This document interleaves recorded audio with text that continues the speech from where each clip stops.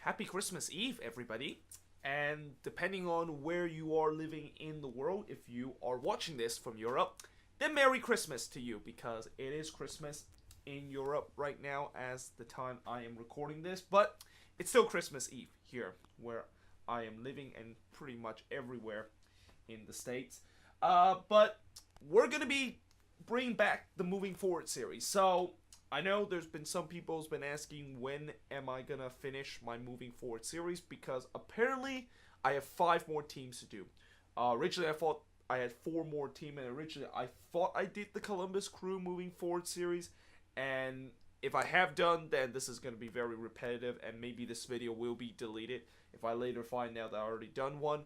But when I look on the playlist, it wasn't there, so I have to do the Columbus Crew Moving Forward series, and then I'll do the remaining 4 hopefully by the end of this year. Although by the end of this year I still have to do news of the week, and I also have to give you my bold prediction of what's going to happen in 2019, and also talk about some of the top 10 biggest surprises, or actually not top 10 but 10 of the biggest surprises and 10 of the biggest disappointment from this season in MLS. But without further ado, let's talk about the Columbus Crew and what a year it's been for the Crew. I mean, we talk about all the off-field issue and how, this team was in big threat of moving to Austin, but on the field, they're equally as kind of dramatic as the way that they were off the field. So they finished the season with 14 wins, 9 draw, and 11 losses with 51 points.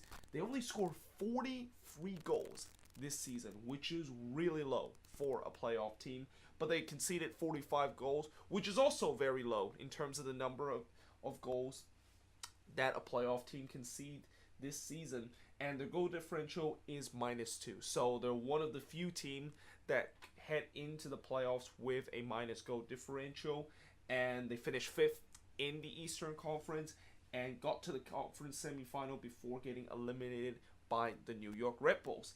In terms of the top goal scorer for them, Jerzy Zardes, 19 goals this season. I believe he's the 3rd or the 4th highest goal scorer in the league this season. And what's impressive about that is not just the fact that he completely proved me wrong. How in the beginning of the year I said that Zardes was not going to be as good as he was a couple of years ago. Yeah, he completely proved me wrong on that. But it's just not that. It's also the fact that nobody on this team not only did not score 10 goals in this team, but nobody even came scored twice as amount of goals than what Jerzy Zardes has scored. In fact, not even twice as amount, but 3 times amount of goal that Jerzy Zardes have scored. The next highest goal scorer is Federico Higuain with only 6 goals. I mean, that just tells you how much they heavily rely on Jerzy Zardes in this season, and that's where the problem kind of began in the latter part of the season, which I of course will get to it. But 19 goals and the team scored 43. That's almost half of the amount of goals that the Columbus Crew have scored has come from Jerzy Zardes. I mean, that is absolutely incredible. And also, so let me just move a little bit so that the lamp doesn't kind of block the light of the lamp doesn't block the board a little bit. But Nico Hansen, of course, coming in at 3 goals, and then you got Harrison Atfel with 2 goals and Pedro Santos with only 1 goal. So basically, nobody on this team besides Harrison Atfel, Nico Hansen, Federico Higuain, and Jerzy Zardes has scored more than 2 goals. I mean, that's pretty mind-boggling. I mean, you usually never see a team, even teams that are really bad, you never see teams that in terms of their top 5 goal scorer, that the 5th guy in terms of the top 5 goal scored only have 1 goal this season. Top assist leader, Higuain with 9 assists, which this is really low for Pipa Higuain. I thought for sure that he had at least 10 assists. He's one of the best assist guy in the league, and the fact that he did not crack double digit kind of surprised me a little bit. this year he definitely did not have as good of a year as he is in the past, but that's because he's getting older, and as he gets older, he kind of slowed down a little bit. Although in the playoffs, he went back to his old form, which is just incredible. Like Higuain was absolutely unstoppable in his old form, and he was really the reason why this team got as far as the conference semifinal. And then you got Pedro Santos with 7 assists, Milton Valenzuela with 6, Harrison Affle with 6 also, and Nico Hansen with 3 assists. Now, in terms of what went right for Columbus, obviously the first thing we have to talk about is the Save the Crew movement. I mean, we all know what happened to the Save the Crew movement and how, in the beginning it was a movement to try to not let Anthony Precourt, their owner, to move their team to Austin, and eventually it did gain traction with a lot of teams decided to put the hashtag Save the Crew movement banner, and yeah, in the end it was a huge successful. The Columbus Crew, of course, are going to be remain in Columbus, and that they are potentially going to get a new owner very soon. As I mentioned before, Jimmy Haslam is a guy that has been rumored to take over as the new Columbus Crew owner. This, of course, is not official yet because they haven't really finalized the deal. But it looked like once Precourt gets his Austin team, which he will definitely going to get one, as I mentioned back in the news of the week, last week episode, I talked about how Austin is going to get a new stadium, and that it's pretty clear Austin FC is going to be the 2015 in MLS. That's when probably Haslam might take over. But we shall see how that's going to go. And then the other thing that went right for them, Zach Steffen winning the goalkeeper of the year. And I understand why there are people are not happy the fact that he won the goalkeeper of the year. I thought that, or people thought that probably some other goalkeeper like Stephen Fry or Tim Melia should deserve that award. But overall, when you look at Stephen, and I know he did had that one bad game in the playoffs, he has been amazing throughout the season. And the goalkeeper of the year, you do not lose the goalkeeper of the year just by one bad performance. And I know it was a crucial performance, and it was a game that he needs to perform if they want to keep their season hopes alive. And if he has that bad performance, their season is pretty much over. Still, I really think that what Zach Steffen has done this season has just been incredible. And because of what he has done, he's not only now cracked into the U.S. men's national team, but he could be the number one for us for a very long time. And now Steffen, of course, no longer with this team. He now goes to Man City in July. Well, actually, he's still part of this team, but he will move to Man City in July, and I'm assuming maybe he's going to go on loan from there. And yeah, his potential is just going to continue as his career goes on. Remember, he is still very, very young. I think he's only 23 years old, so there's still a lot of potential left of what we've seen from Zach Steffen.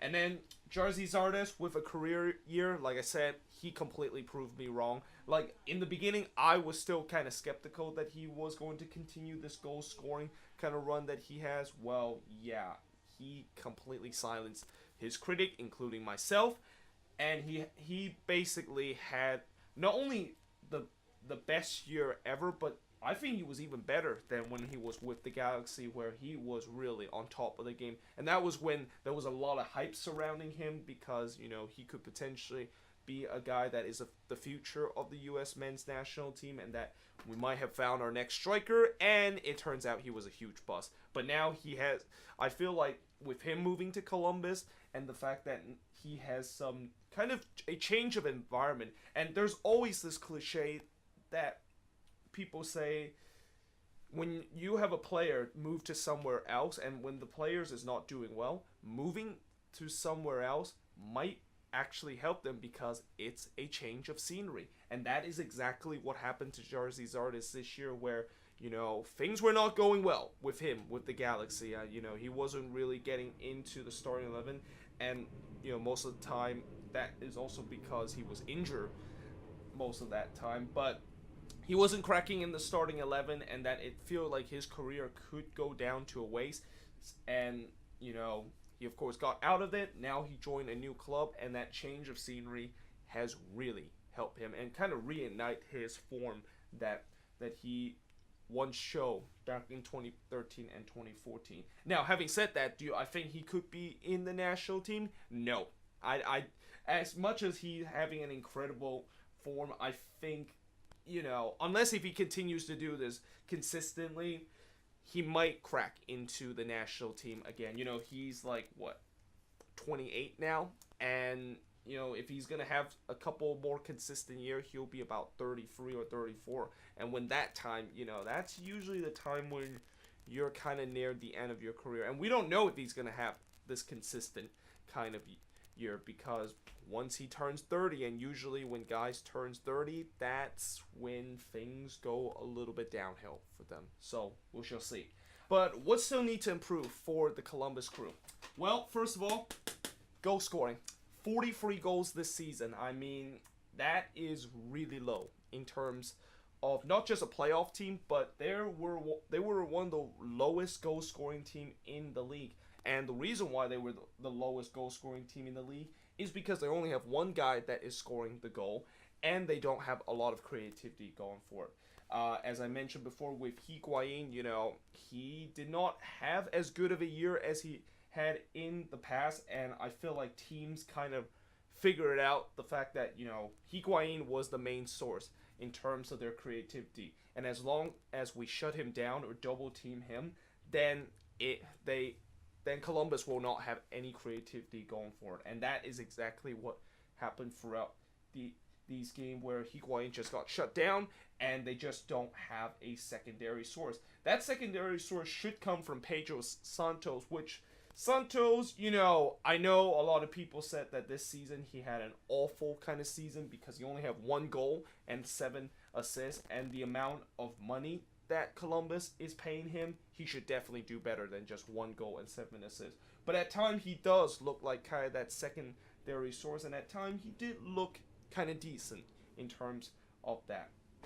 But still, the goal scoring department is a huge problem that Columbus has this season. And then the second thing is finishing. So besides the goal scoring department that has been an issue, finishing is also a bit of an issue, and this kind of comes surprisingly to Jerzy Zardes, because as much as Zardes have scored 19 goals this season, and it's an incredible season that he did miss a lot of big chances. And if he didn't miss those big chances, he probably could have had at least 24 or 25 goals. He would have been right up there, maybe battling Joseph Martinez in terms of that golden boot race. But because of the fact that he at times really struggled to try to put the ball into the back of the net, and he's kind of a striker, as some people would say, that he usually need a couple of chances of scoring goals, and when you do not give him chances to score goals, then that's when he will struggle. So that is something that Columbus might have to address, and that's something that Zardes need to do better in the future, and hence that's why he probably won't break into the national team, because when you look at the situation the national team is in right now, when you're a striker, you have to be lethal, because you're not going to get a lot of chances in front of goal, especially the way that our attacking structure is put in, and the way that the national team is going forward. So yeah, that is something Zardes needs to address, and certainly even the whole team needs to address too, because as much as I'm just singling out Zardes as the main culprit in terms of poor finishing, there are other guys on this team that also are the main culprit in terms of bad finishing throughout the year. And then finally, the inconsistent form throughout the year. And this inconsistent form, I've been talking about how Columbus, sometimes they go through a period where they win 4 or 5 games in a row, and then as soon as they lose one game, they just fall off a cliff. And in the latter part of the season, this inconsistent form almost cost them a playoff spot. it's hard to believe, but this team was so close from actually missing the playoffs. If they did not win that game against Minnesota, then yeah, they could potentially miss the playoffs. And if Montreal did win against New England, which Montreal didn't, then yeah, Columbus would be missing the playoffs, and that would be one of the biggest collapse we will ever see in MLS. I mean, a couple of weeks ago, they were in fourth place, and it looked like for sure that they were locked to be in the playoff position. And then just down the stretch, losing games that they clearly should have won. I think the one game they should have definitely won was against Orlando City, because Orlando City had won 1 out of 27 coming into that game. And yet, they not only did not get a draw against Orlando City, but they lost to a team that only won 1 out of 27. That just shows you how inconsistent and how Columbus, this season would have been a whole lot different if they did not win had those kind of winning streak that they were on occasionally in some of the games that they had in the first half of the season. Other than that, they would have missed the playoffs entirely. But moving forward for the Crew, obviously, what will the Crew look like after the end of the Greg Berhalter's era? So, Greg Berhalter, no longer the manager of the Columbus Crew. He's now with the national team. And, yeah, what will the Crew look like? And, I'm assuming Caleb Porter is going to be their next manager. What will Caleb Porter do with this team? Because one reason why Columbus was so good for the past couple of years is because Greg Berhalter made them look very good. Like, this is a team that does not have a very good squad, and when you look at their overall squad, it doesn't scream you that say that they could be challenging against those big boys. But because of Greg Berhalter and because of the tactics that he implemented this team and this working hard mentality, that's why Columbus has been so good in the past couple of seasons. The question now is, can Caleb Porter do the same thing with this Columbus team? And that's one fear that I have with this Crew team, because Porter, I know he's won an MLS Cup, but the thing is, can he be like Greg Berhalter, putting the right tactics on this team and work with a team that don't have a lot of talent around them? And then the other thing is, can Jarzy Zardes have a career year again? I kind of mentioned this throughout this video about how, is this going to be just a one-year thing where next season he's just going to completely look like what he was a couple of years ago? Or is the old Jarzy Zardes finally back with this Columbus Crew team? We'll find out in the next couple of years. And then the other thing that it's moving forward for them is that they have a new stadium that they are potentially going to be moving. So, as I said a couple of episodes ago in the news of the week, the Ohio State legislature approved their new stadium, and that eventually Columbus is going to start thinking about putting that new stadium. I mean, they already have the layout and also have the design of the stadium. The only question now left is, when is the groundbreaking date? When are they going to put the shovel on the ground and start building that stadium? And to think a team that a couple of months ago were in absolute turmoil in terms of ownership and a huge threat of actually moving to Austin, to now getting a new owner, and that they're going to get a new stadium that they fully deserve to have. It's just an incredible story that this team has gone through. So, yeah, that is pretty much it for the Moving Forward series for the Columbus Crew. Let me know in the comments below, what do you think of this? If you're a Columbus fan, what do you think of your season? I know it's been a crazy season for you, but what do you think of this season? And yeah, hope you guys enjoyed this video. If you do, make sure you guys leave a like, smash that subscribe button, and tomorrow on Christmas Day, I'm going to do another Moving Forward series. And yeah, hope you guys enjoyed this video, and I will see you guys next time.